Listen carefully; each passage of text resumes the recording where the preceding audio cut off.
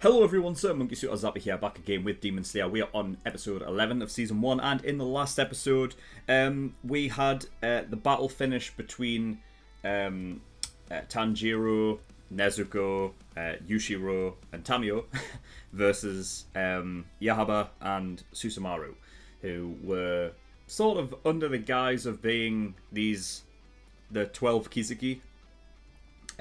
Or demon moons or whatever. I think I prefer the Kizuki thing as opposed to demon moons. I feel like demon moons sounds a bit crap. Personally, Kizuki just makes it sound better because, well, it's a different language. But yeah, so I'll just refer to them as the Kizuki from now on. So yeah, that fight came to an end. So yeah, it turns out that they were not a part of the Kizuki at all, but they thought that they were, and that Tamiyo explained it as. Muzan seems to be very... he's sort of feared of mutiny in a way, and that's why he controls the demons that he turns. And this Kibutsuji curse or whatever that somehow is developed in whatever way. I don't know if he's responsible for that, if that is a type of blood demon art that he had control over. That, like, because I don't think it's a case of... I talked about this last episode in the post-discussion, but I don't think it's a thing that he is, like... controlling at the time. Like, if I guess it activated in Susumaru because she said Lord Kibutsuji, right? I think that was like the activation, sort of like as soon as she said that. And I don't think it was a case of her saying that and then Kibutsuji somewhere went like Susumaru just called me that. So he killed her in that way. I don't think it's that way inclined. I think it's just the Kibutsuji cells themselves kind of just do it, and Muzan is completely unaware. But so yeah, so he fears mutiny and he manipulates demons because of that, and that's why they're all sort of scared of him, just in case they all band together and try and take him on and overthrow him, kind of thing. But yeah, so that fight came to an end. It was really cool, those couple episodes. Really, really well done. The art and animation was fantastic. Tamiyo and Yushiro have decided to move region because they've figured that they're just too close to Muzan. I figured that would have been the case anyway, but we don't know whether Muzan has been moving around himself, because that's a very good possibility. But yeah, so that's it for that assignment. So Tanjiro is off on his next one, which he's going southeast, I believe, and if I recall, I think that means he's going towards Chiba territory. Because he was in Asakusa there, right, in Tokyo. So I think southeast is Chiba. So yeah, that's where we're heading. And also at the very end there, we saw that he came across the guy in the yellow kimono again, who was having a mental breakdown for whatever reason. I know why, because he thinks that he's going to die and whatnot. But he's trying to get this horrified young lassie to marry him. But yeah, I mean, there's nothing else to really talk about. We're just going to get in episode 11 and see what we get. So yeah, if you do want to go actually watch the reaction itself, the 10-minute version, the link is in the description below there. There'll also be a link to the full length reaction. If you want to see the whole thing completely uncut, then you can do with the link in the description down there. But yeah, so we're going to get in episode 11 and see what we get. So without further ado, let's go.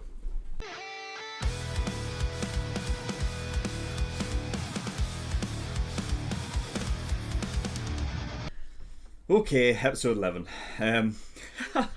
One episode. It's all I've recorded, alright? I've said before that, like, when I record the different shows and stuff, I'll record, like, 2 episodes in the, in the session, so, like, back to back. And, I mean, it's definitely happened before with, like, certain episodes of some shows, like Attack on Titan's had them, where there's been episodes where it just drains you because of, like, the emotion involved. My Hero's done it. But this one was for a completely different reason. I don't think I've ever seen a character in a show be as so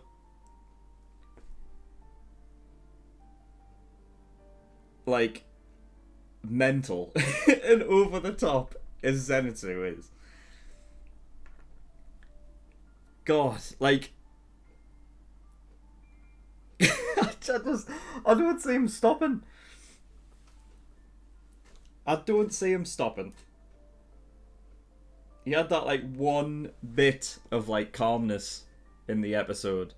So he has that bit. He has like he has that like I think what's important is like, you know, one of the things that I like to do specifically when I'm like watching shows is like look at the character as a whole and not just like what their obvious trait is. Because like to me, I've always said that characters like are a major priority in terms of like storytelling. Getting your characters, you know, on point, I think is a really big deal. So I think it's so easy, I think, to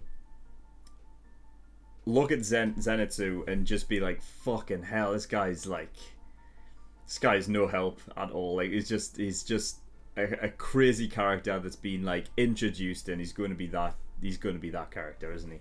But the one moment that we got with him where he was calm, and Tanjiro give him a like, you know, a rice ball, or I guess a rice triangle.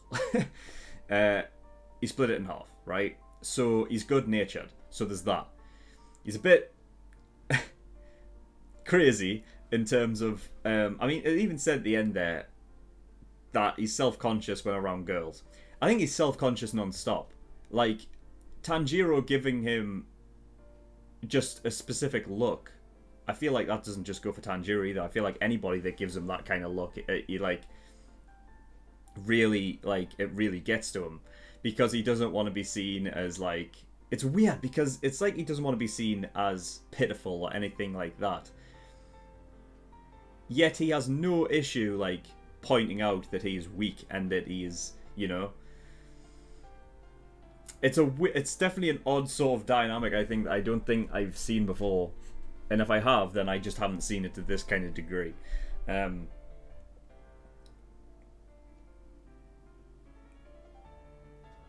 For someone to put like all of that energy into telling himself and others that he is just not good enough, it could be a case of like he is purposefully like pointing that out time and time again and shouting it from the heavens because, like, well, first of all, he doesn't have any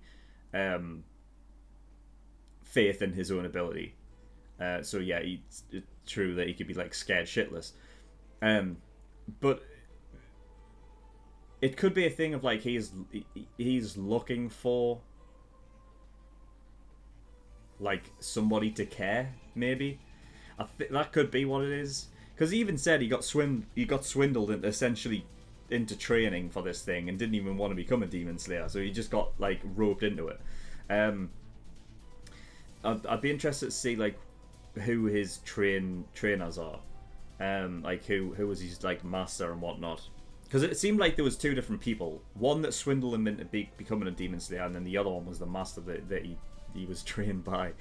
I'll be interested to see who they are, because it wouldn't surprise me if they were like take no shit masters, like, or a master, whatever, like somebody that was ruthless to him. Because it just depends on like the way that his character sort of developed. If he was that way, if he was this kind of character before he even got roped into this, then I can only see that like basically furthering his like self-consciousness, and he's sort of like just the way that he is. So it's just heightened that even more. Maybe he was like to a lesser degree the same kind of character in that he was self-conscious and everything, but he might have been a bit more subdued in it. But now going through this whole thing, even though he didn't want to, could probably be a lot. Specifically if before he was even roped into being demon slayer, he didn't know about demons at that point. I think it's probably easy to forget that, like, because this show can be lighthearted, it is very like sort of juxtaposition type show in that regard, that the light moments and the really dark moments are like very like erratic, in that like they can change from a very light-hearted moment to a very dark moment, like in a you know, click of the fingers. But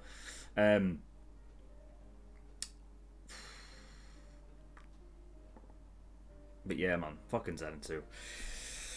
God. So I mean, I'm not gonna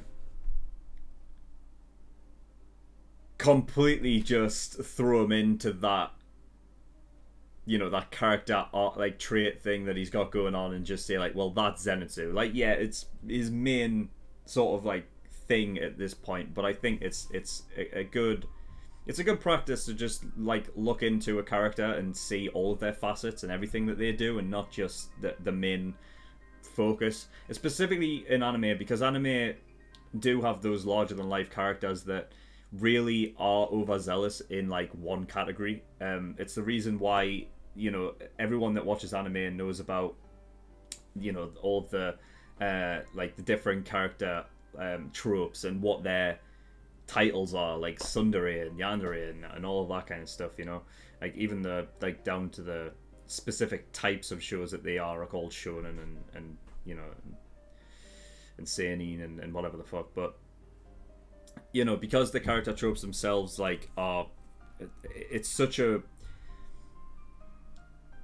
thing that is always prevalent in anime. So the idea is that they will have a character that sort of exudes that kind of personality, but it's what goes on behind the scenes that makes it the most important. And that's like probably one of the reasons why I like anime so much, as opposed to like watching like Western cartoons, or even sometimes like in general media. Of course there's like obviously always exceptions, and there are a lot of like live action stuff with really really good character, with really good characters in them, and they've got a lot going on. But generally, like across the board in anime, especially like specifically the ones that I'm watching, and like specifically reacting to and whatnot, is they tend to be really good with like sort of crossing that threshold of like a character that is so one way but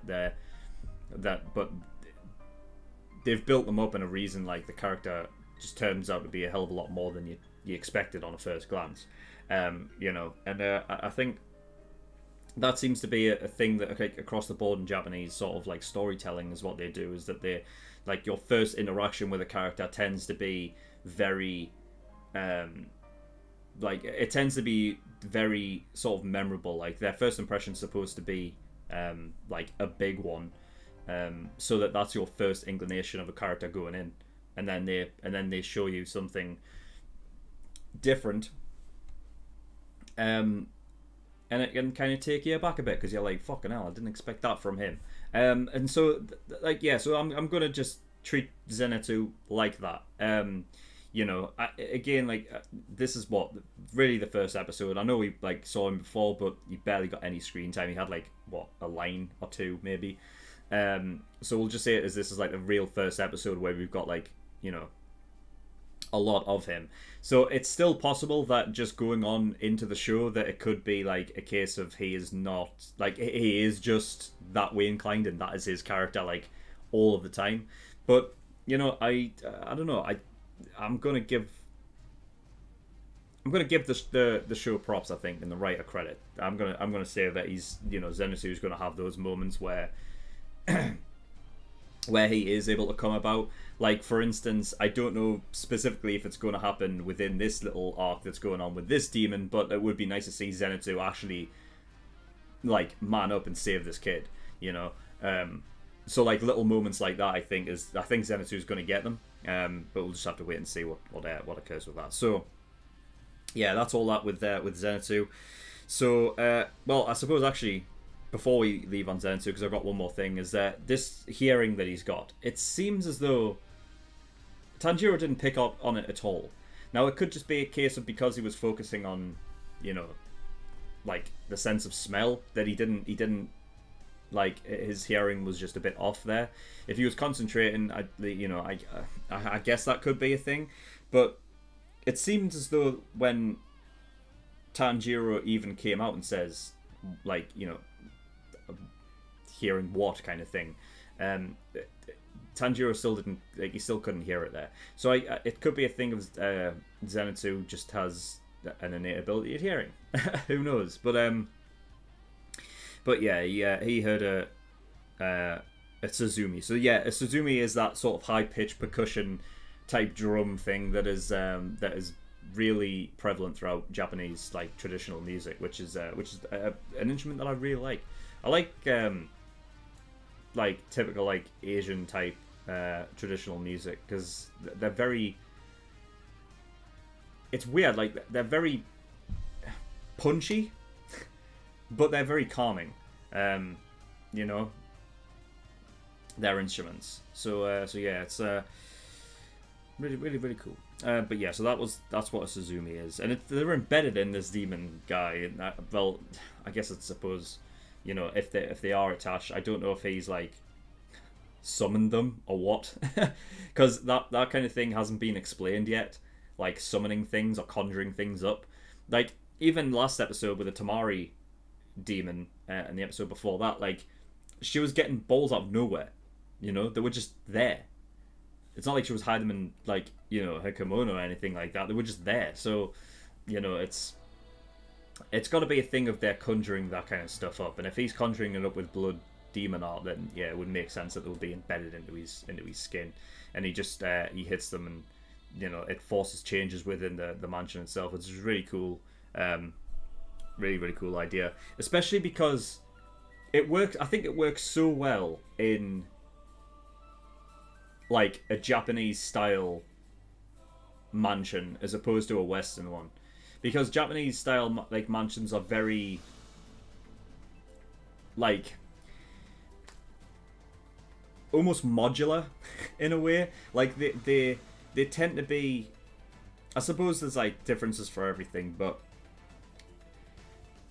generally often than not, and I mean you can see them here, like so many rooms that are the same dimensions, you know, and they're kind of just like tied on to the next and next, and then like obviously you've got your corridors, which are, you know, genuine corridors that just, you know, they're long style hallways. You know, so they've got them like connecting to each one, but the rooms themselves generally are like modular and like same like dimensions, everything like that. So it really works well within this sort of within that environment, and really cool. And yeah, it makes sense now that the guy that actually did get out, why he was saying that, like, even though I got out, I'm going to die anyway. Like that kind of tells me that he's actually been in there for a while. You know, and I imagine like just being in there, being pursued by this guy, can make time feel a lot longer than it actually is. You know, because obviously he couldn't have been in there for that long. I mean, he's a human after all, so eventually he would, like, you know, he would starve, run out of energy, something like that. But yeah, it's an interesting sort of this demon himself is about the hunt, and that's what makes me think the guy with the boar head is the one with rare blood. You know, so because I mean he's got a boar head. You know, so the idea of hunting him is like an obvious thing to think about. But yeah, he's all about the hunt. So it's like it's almost like he's formed his own hunting grounds. I feel like he gets them in and then starts changing the rooms around, and he goes to find them. But but then that would just, I don't know, because then that surely that would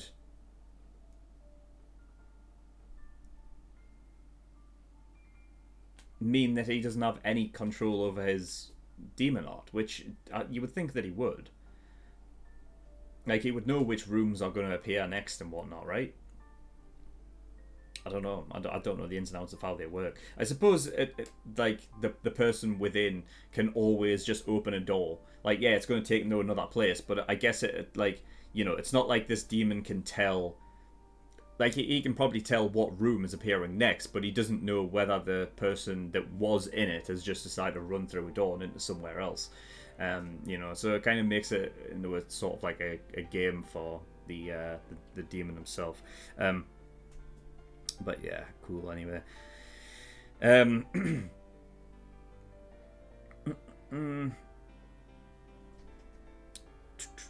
Yeah, he doesn't kill him outright. I wrote that down. And yeah, I mean that's just pretty much it. I mean, I guess for I guess like back to Zenitsu, yeah, because I didn't actually go through all the stuff. I did write down like, is he just lucky? Like that's what he said. He said he was lucky to get through the final selection thing. But I wonder if it's just if he, because it could be a thing of just if he's been beaten down so much, it might just be a case of like it's not that he's lucky. He might just think that he is. Like he may not have any faith in his abilities, but he might be actually good. You know. Like I say, it's just about, it depends on who the master is, really, and how they decide to go around training him. And yeah, Sparrow's cute, doesn't talk, just says chew and chew. And Tanjiro can speak to it, apparently. He can understand it. I like the fact that it was actually holding into like Tanjiro's hand, as if the Sparrow's just like, fuck this guy. God, it's great. Such a cute little sparrow that was like just giving him shit. Even the kid later on that he's like supposed to be protecting was giving him shit. Like I love the fact that the child actually came around, even though in the midst of everything going on, like panicking and everything, and he took the time to just literally like be serious and say like essentially just man up. It's just great. Fucking hell. And then so the boarhead guy. Who's wielding Nichirin. So I'm going to assume that that's just a thing of like that Tanjiro knows. Like he knows the difference between the swords, and they're not just regular swords. So I'm gonna say that they are actually Nichirin, and therefore he must be a demon slayer. And he's I mean I called them serrated edges. They're not really serrated more than they're like barbed. I think barbed is the right word, right? They're very teary swords. They're not clean-cut swords, which is definitely an interesting thing, and I think that probably tells you a lot about his character, even if the fact that he didn't just come blazing through the fucking, like, one of the doors, basically saying, I'm gonna fuck you up. Yeah, he seems very, like, sort of zealous in that regard.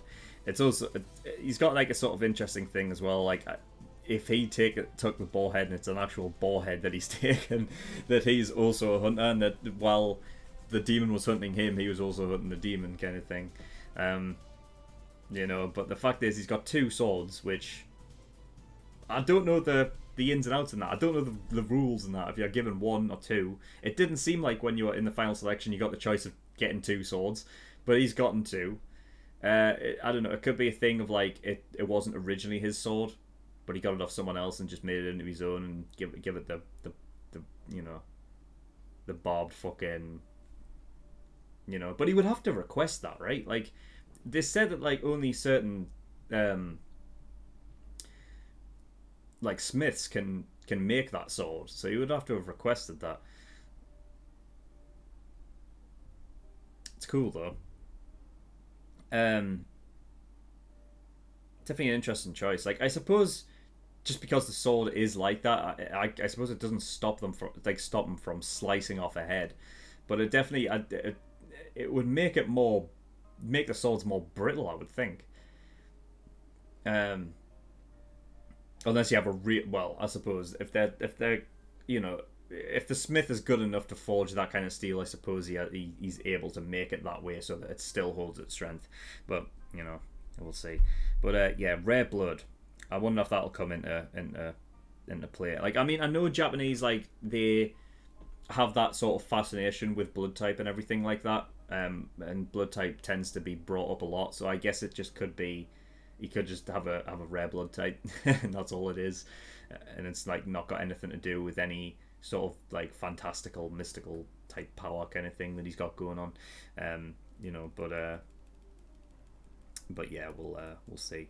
So yeah, that's all I've got for episode 11. Very, very interesting. Can't wait to get into the next one. See more about what this boarhead guy is all about.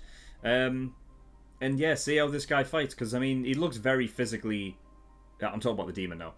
He looks very like physically powerful. Like he's very big. He's definitely got some muscle on him. It could be a case of the boar versus that demon guy, and that's it. Tanjiro, I mean, like you said, he's still got that, he's still healing from that broken rib and broken leg, so he's not at full back to full like fitness and physical condition yet. So yeah, it could be just the Boar that we get to see fight, which be cool. So yeah, that's all I got. So thank you everyone for watching. In the description below, I have links to certain things. One of them is the Discord, so you can get yourself over there and ask questions if you wish. And I also have a Patreon page as well. So if you do want to support me on Patreon, that'd be very much appreciated. There is a bunch of different tiers and rewards there, depending on how much you want to support me with. So there's the early access tier for $5 a month. That gives you access to shows a week early, including Demon Slayer. So after episode 12 gets released later today, after this one, then you can go watch episode 13 and 14 right away. There's also full-length tier there if you want to watch any of these shows in full. Of course, like the general reaction that I put out onto Daily Motion or whatever is just 10 minutes long. So if you want to watch it in full, you can do. The links are obviously in the description for that as well. And there are other tiers on Patreon where you can pay to have a certain show reacted to as well. So if you want me to react to a show, go look at those tiers and see what they offer. But that's all I've got. So thank you for watching. I'll see you all next time. Bye bye.